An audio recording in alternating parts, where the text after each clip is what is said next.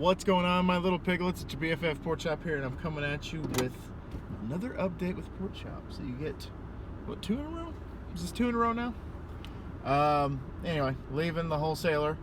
This is my this is my third to last day. I think that's what I said yesterday. Friday's my last day. So, anyway, I am leaving. Tomorrow I go out of town one last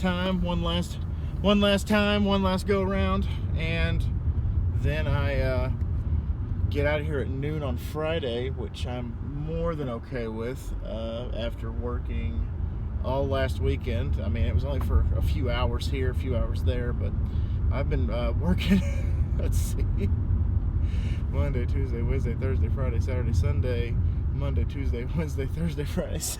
So 12 days in a row. I've had to work at the wholesaler. 5, and 2. Okay, so yeah, that's 10. That's 12.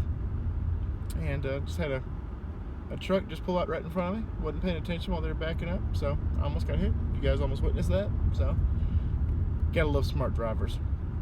Actually, I was listening to a podcast today about a thing that happened in Amarillo once upon a time. Back in the late 70s and early 80s. It inspired me because I was looking for some spooky local legends, because I forgot to tell you all this. Sunday, my wife Jess and I went on a self-guided haunted tour of Amarillo. It was actually very cool. It was very fun. It started off at oh man, I can't even remember where it started. And oh man, I'm trying to remember. Oh, it started at the Jackson Square Apartments, where somebody was murdered by their ex-girlfriend there once, and there's apparently a bunch of demonic stuff going on. Like before they demolished the building, apparently there's like a little girl that has like a satanic smile that roams the hallways and tries to scare the hell out of you. And you see like people like jumping out of windows and stuff. It's a good time. And then just multiple stops along the way. Of course, we went to the biggest local legend, which was Summit Elementary School. Give you a little rundown of that. Back during segregation days, Summit Elementary was the first elementary school in Amarillo that had both white and black kids attending. Because before that, obviously, segregation is whites go to this school, blacks go to this school. So Summit was like, you know what, we'll have both blacks and whites come to this school. And apparently the janitor was a member of the KKK. And he kidnapped a group of black boys and murdered them down in the boiler room. And even though he was a member of the Klan, he was a Klansman, he still felt guilty about what he did, so he climbed to the very top of the smokestack and plummeted to his death. So that's the biggest legend in Amarillo. We, of course, growing up, were told multiple facets of the story. Like, people added their own local legends, people added their own interpretation of what actually happened. Growing up, I heard that it wasn't black kids, it was just like one of each ethnicity group. So he took one black kid, one white kid, one Asian, one Hispanic, and then killed them all.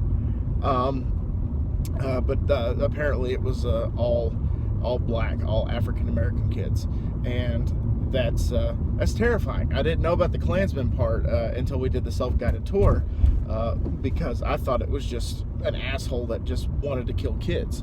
And also, Summit is also a thing that my dad, rest his soul, he said that I need to make that into a movie or a documentary or something talking about Summit Elementary. And I'm like, you know what?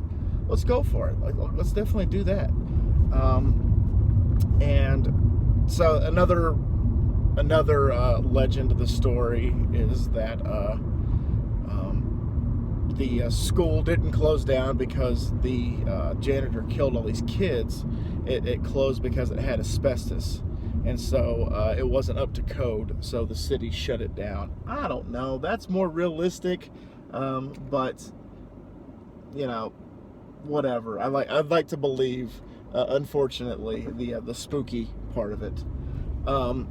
And also on top of that, I had my sister had a boyfriend that apparently broke in one night and said that it was like, there was like paper scattered all over the floor, and there was like rotting furniture. The wood furniture was rotting, and there were like holes in the ceiling and holes in the floor, and there was drops of blood all over the hallways, just stuff like that. And of course, I kind of knew he was kind of full of shit. But it has been converted into a church, but the church is like one wing of the school. Like, I don't think they venture out into the main parts of the school. From what I've seen, it's just like from the front, the very left side of the building is this church, and then it connects to what used to be the entirety of the school. And that's just how I think it works, because I don't know. If there's a big demonic spirit in there, then there's definitely there shouldn't be a church there, because you're supposed to be a prophet. Your church is like a prophecy. So like, I don't know if they exorcise the demons or what, but apparently like if you go at night at a certain time of night, you can like see a red ball bouncing, and then also you can hear children laughing if you go a certain time of night. So I don't know. Couldn't tell you if they exorcise the demons. Maybe the good spirits or all that remain. Couldn't tell you. But that's just what the legend's growing as the story's told. So there's that. Another cool one was the Coventry, where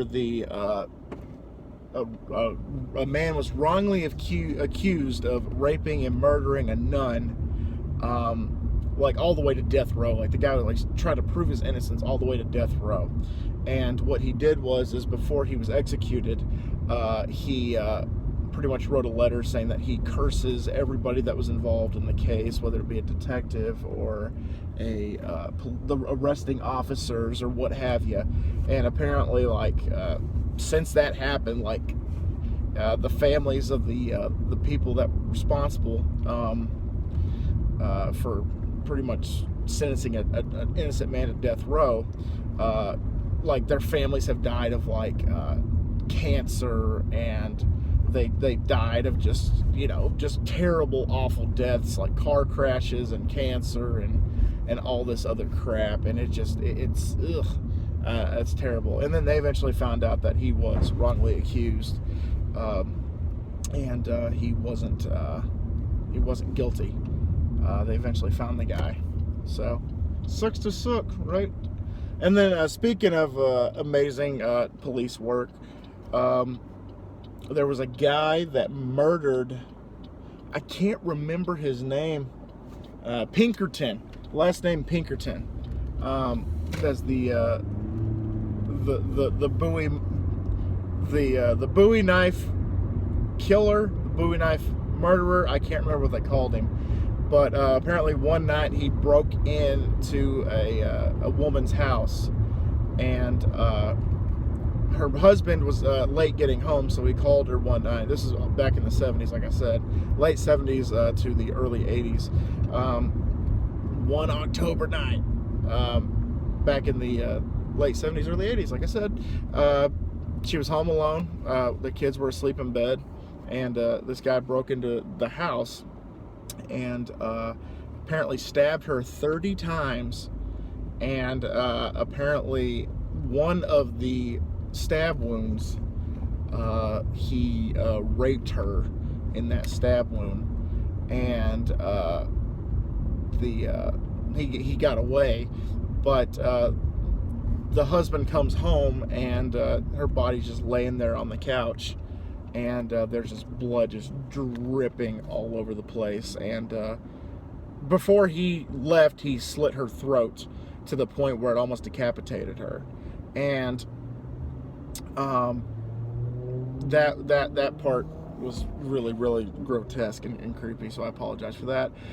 So the husband gets home, and immediately calls the police. So they head over. They have an investigator on the scene, and they're walking through the crime scene, getting blood every which way in this house. Small penis.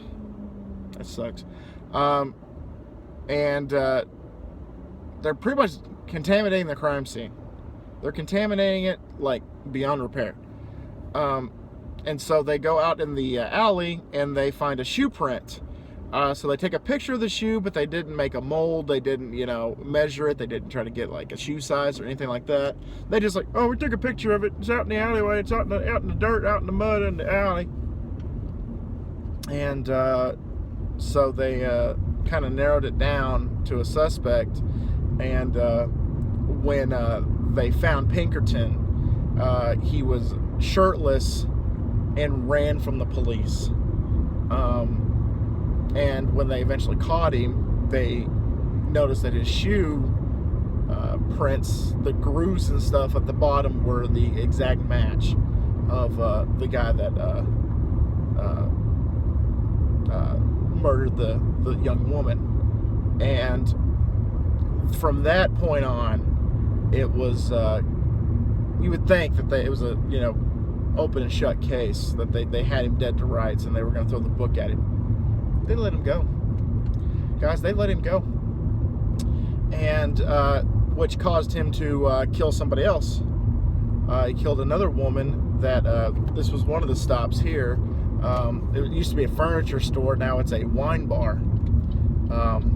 But she was closing up for the night and getting ready for her husband to come pick her up, and he broke in while she was by herself and stabbed her 30 times, raped her, and then killed her. But left her body in the back room. Didn't make it easy for anybody to find, unlike his first victim.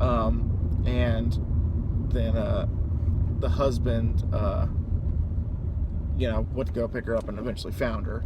And that's how that story goes right there. And he eventually got caught, and he eventually was sentenced to death.